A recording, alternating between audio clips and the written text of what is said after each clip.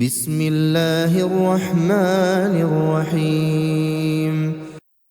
الحمد لله الذي أنزل على عبده الكتاب ولم يجعل له عوجا قيما لينذر بأسا شديدا من لدنه ويبشر المؤمنين الذين يعملون الصالحات أن لهم أجرا حسنا ماكثين فيه أبدا وينذر الذين قالوا اتخذ الله ولدا ما لهم به من علم ولا لآبائهم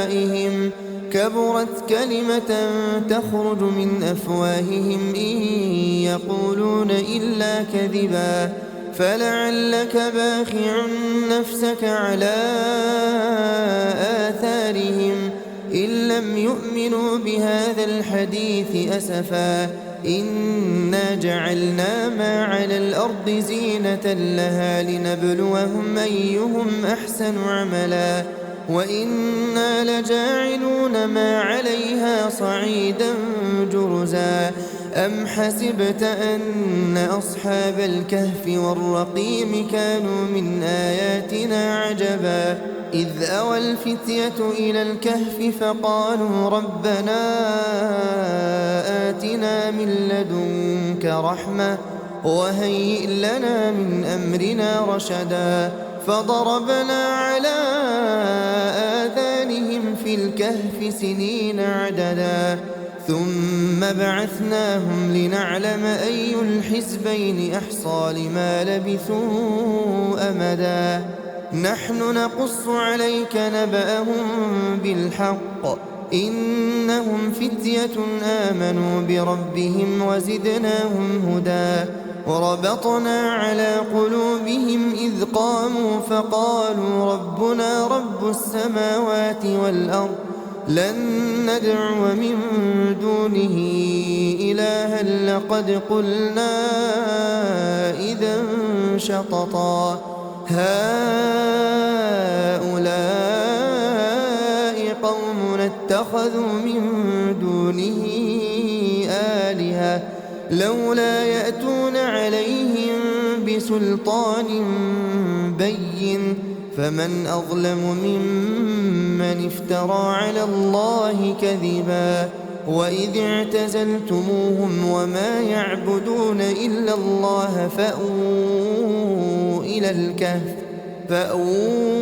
إلى الكهف ينشر لكم ربكم من رحمته ويهيئ لكم من أمركم مرفقا وترى الشمس إذا طلعت تزاور عن كهفهم ذات اليمين وإذا غربت تقرضهم ذات الشمال وهم في فجوة منه ذلك من آيات الله من يهد الله فهو المهتد ومن يضلل فلن تجد له وليا مرشدا وتحسبهم أيقاظا وهم رقود ونقلبهم ذات اليمين وذات الشمال وكلبهم باسط ذراعيه بالوصيد لو اطلعت عليهم لوليت منهم فرارا ولملئت منهم رعبا وكذلك بعثناهم ليتساءلوا بينهم قال قائل منهم كم لبثتم قالوا لبثنا يوما أو بعض يوم قالوا ربكم أعلم بما لبثتم فابعثوا أحدكم بورقكم هذه إلى المدينة فلينظر أيها أزكى طعاما فليأتكم برزق منه وليتلطف ولا يشعرن بكم أحدا إنهم إن يظهروا عليكم يرجموكم أو يعيدوكم في ملتهم ولن تفلحوا إذا أبدا وكذلك أعثرنا عليهم ليعلموا أن وعد الله حق وأن الساعة لا ريب فيها إذ يتنازعون بينهم أمرهم فقالوا ابنوا عليهم بنيانا ربهم أعلم بهم قال الذين غلبوا على أمرهم لنتخذن عليهم مسجدا سيقولون ثلاثة رابعهم كلبهم ويقولون خمسة سادسهم كلبهم رجما بالغيب ويقولون سبعة وثامنهم كلبهم قل ربي أعلم بعدتهم ما يعلمهم إلا قليل فلا تمار فيهم إلا مراء ظاهرا ولا تستفت فيهم منهم أحدا ولا تقولن لشيء إني فاعل ذلك غدا إلا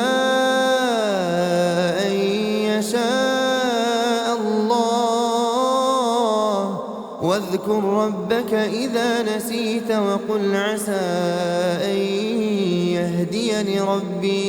وقل عسى أن يهديني ربي لأقرب من هذا رشدا ولبثوا في كهفهم 300 سنين وازدادوا 9 قل الله أعلم بما لبثوا له غيب السماوات والأرض أبصر به وأسمع ما لهم من دونه من ولي ولا يشرك في حكمه أحدا واتل ما أوحي إليك من كتاب ربك لا مبدل لكلماته ولن تجد من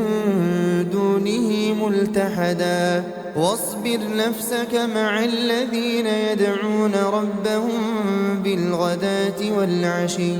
يريدون وجهه ولا تعد عيناك عنهم تريد زينة الحياة الدنيا ولا تطع من أغفلنا قلبه عن ذكرنا واتبع هواه وكان أمره فرطا وقل الحق من ربكم فمن شاء فليؤمن ومن شاء فليكفر إنا أعتدنا للظالمين نارا أحاط بهم سرادقها وإن يستغيثوا يغاثوا بماء كالمهل يشوي الوجوه بئس الشراب وساءت مرتفقا إن الذين آمنوا وعملوا الصالحات إنا لا نضيع أجر من أحسن عملا أولئك لهم جنات عدن تجري من تحتهم الأنهار يحلون فيها من أساور من ذهب ويلبسون ثيابا خضرا من سندس واستبرق متكئين فيها على الأرائك نعم الثواب وحسنت مرتفقا واضرب لهم مثل الرجلين جعلنا لأحدهما جنتين من أعناب وحففناهما بنخل وجعلنا بينهما زرعا كلتا الجنتين آتت أكلها ولم تظلم منه شيئا وفجرنا خلالهما نهرا وكان له ثمر فقال لصاحبه وهو يحاوره أنا أكثر منك مالا وأعز نفرا ودخل جنته جنته وهو ظالم لنفسه قال ما أظن أن تبيد هذه أبدا وما أظن الساعة قائمة ولئن رددت إلى ربي لأجدن خيرا منها منقلبا. قال له صاحبه وهو يحاوره أكفرت بالذي خلقك من تراب ثم من نطفة ثم سواك رجلا لكن هو الله ربي ولا أشرك بربي أحدا. ولولا إذ دخلت جنتك قلت ما شاء الله لا قوة إلا بالله إن ترني أنا أقل منك مالا وولدا فعسى ربي أن يؤتيني خيرا من جنتك ويرسل عليها حسبانا من السماء فتصبح صعيدا زلقا أو يصبح ماؤها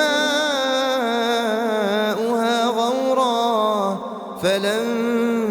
تستطيع له طلبا. وأحيط بثمره فأصبح يقلب كفيه على ما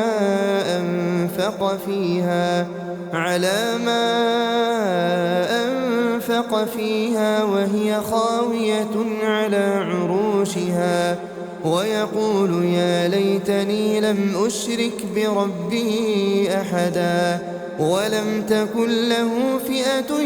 ينصرونه من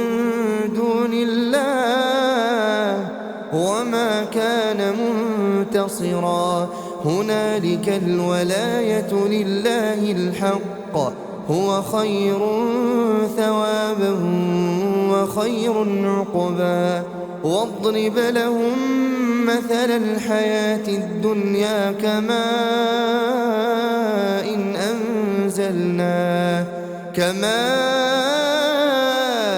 إن أنزلناه من السماء فاختلط به نبات الأرض فأصبح هشيما تذروه الرياح وكان الله على كل شيء مقتدرا. المال والبنون زينة الحياة الدنيا والباقيات الصالحات خير عند ربك ثوابا وخير أملا. ويوم نسير الجبال وترى الأرض بارزة وحشرناهم فلم نغادر منهم أحدا وعرضوا على ربك صفا لقد جئتمونا كما خلقناكم أول مرة بل زعمتم أن لن نجعل لكم موعدا. ووضع الكتاب فترى المجرمين مشفقين مما فيه ويقولون يا ويلتنا ما لهذا الكتاب لا يغادر صغيرة ولا كبيرة إلا أحصاها ووجدوا ما عملوا حاضرا ولا يظلم ربك أحدا. وإذ قلنا للملائكة اسجدوا لآدم فسجدوا إلا إبليس كان من الجن ففسق عن أمر ربه أفتتخذونه وذريته أولياء من دوني وهم لكم عدو بئس للظالمين بدلا ما أشهدتهم خلق السماوات والأرض ولا خلق أنفسهم وما كنت متخذ المضلين عضدا ويوم يقول نادوا شركائي الذين زعمتم فدعوهم فلم يستجيبوا لهم وجعلنا بينهم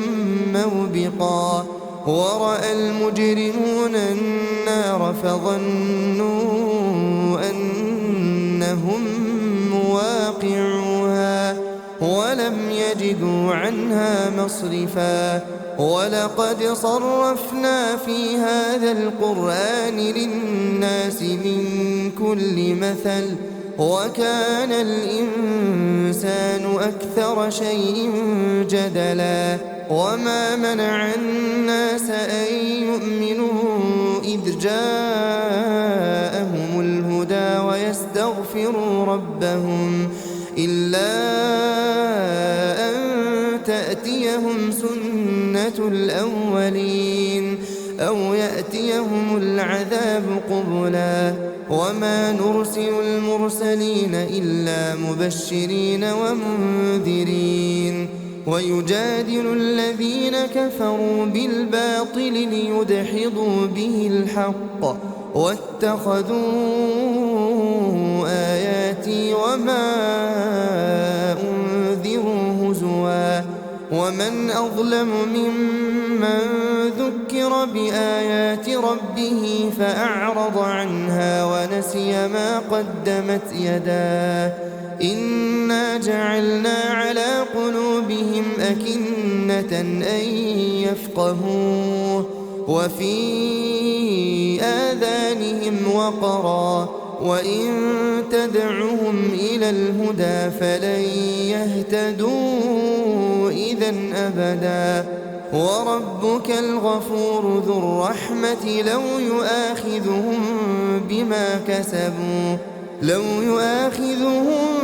بما كسبوا لعجل لهم العذاب بل لهم موعد لن يجدوا من دونه موئلا وتلك القرى أهلكناهم لما ظلموا وجعلنا لمهلكهم موعدا وإذ قال موسى لفتاه لا أبرح حتى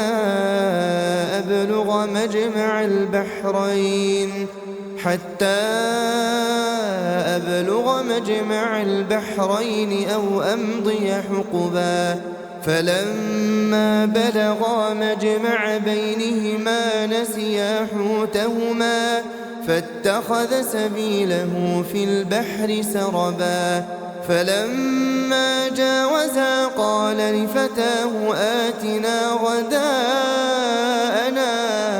لقد لقينا من سفرنا هذا نصبا قال أرأيت إذ أوينا إلى الصخرة فإني نسيت الحوت وما أنسانيه إلا الشيطان أن أذكره واتخذ سبيله في البحر عجبا قال ذلك ما كنا نبغي فارتدا على آثارهما قصصا فوجدا عبدا من عبادنا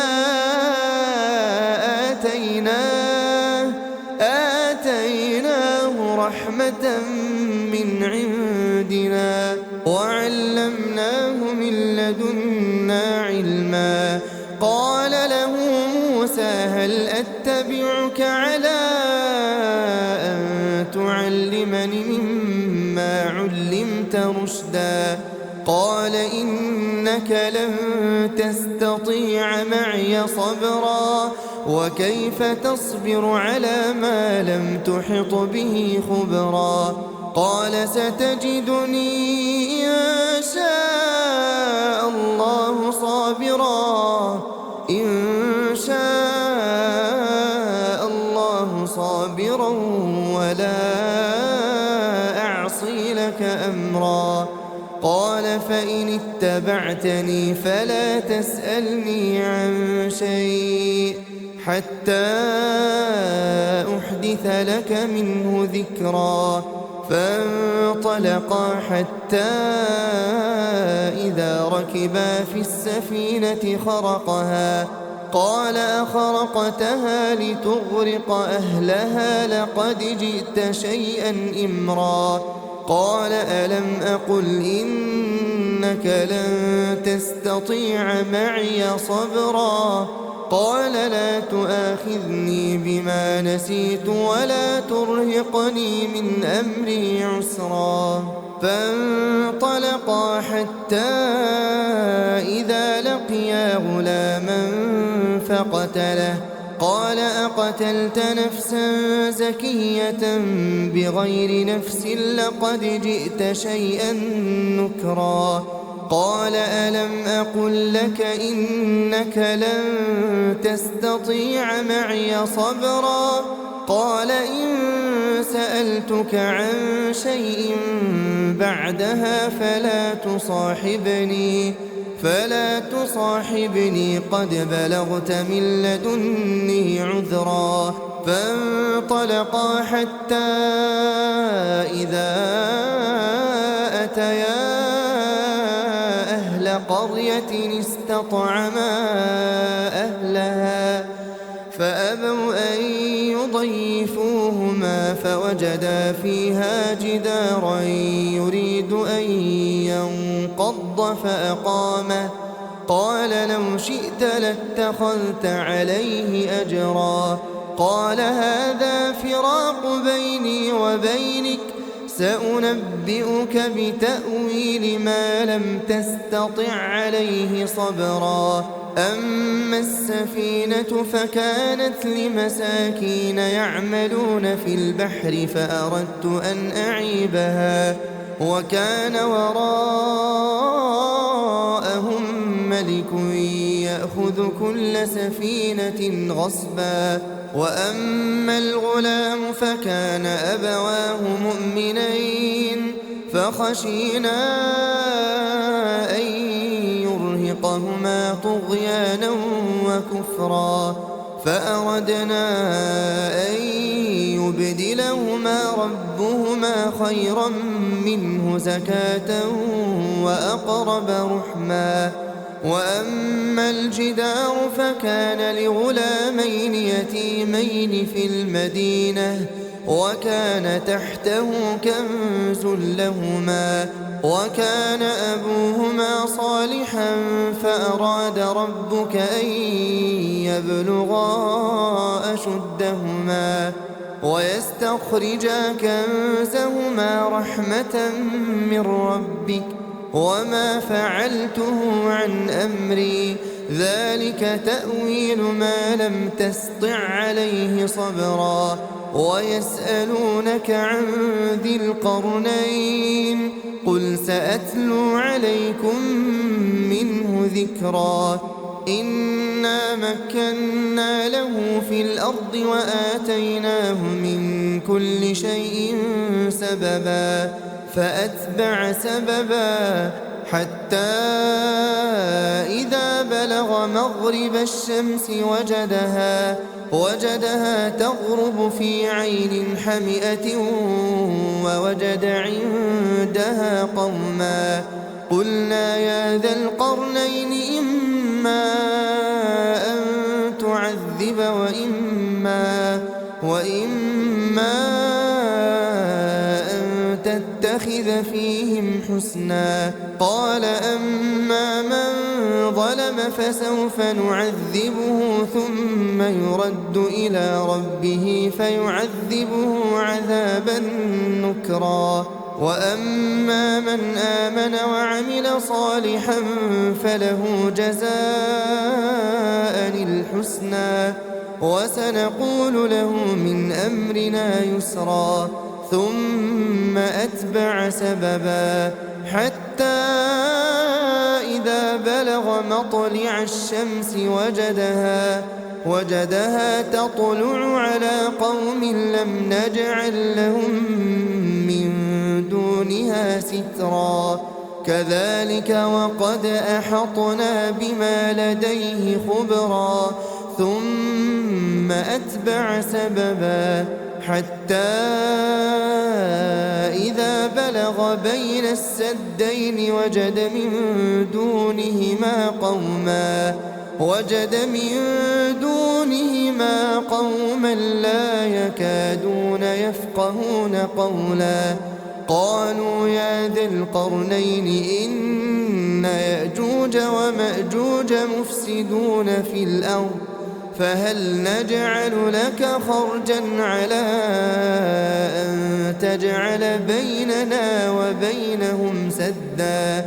قال ما مكني فيه ربي خير فأعينوني بقوة أجعل بينكم وبينهم ردما آتوني زبر الحديد حتى إذا ساوى بين الصدفين قال انفخوا حتى إذا جعله نارا قال آتوني أفرغ عليه قطرا فما استطاعوا أن يظهروه وما استطاعوا له نقبا قال هذا رحمة من ربي فإذا جاء وعد ربي جعله دكاء وكان وعد ربي حقا وتركنا بعضهم يومئذ يموج في بعض ونفخ في الصور فجمعناهم جمعا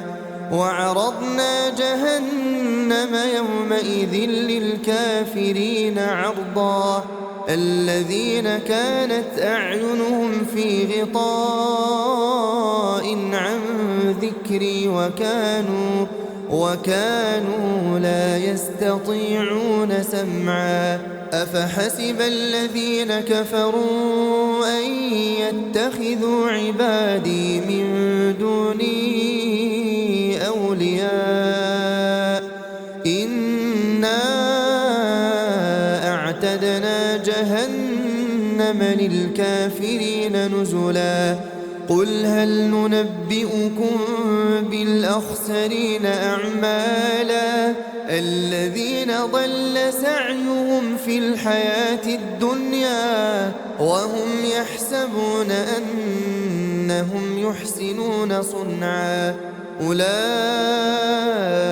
الذين كفروا بآيات ربهم ولقائه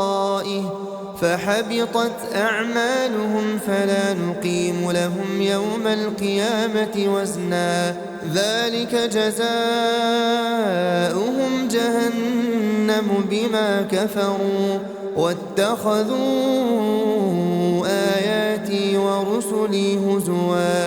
إن الذين آمنوا وعملوا الصالحات كانت لهم جنات الفردوس نزلا خالدين فيها لا يبغون عنها حولا قل لو كان البحر مدادا لكلمات ربي لنفد البحر قبل أن تنفد كلمات ربي ولو جئنا بمثله مددا قل إنما أنا بشر مثلكم يوحى إلي أنما إلهكم إله واحد فمن كان يرجو لقاء ربه فليعمل عملا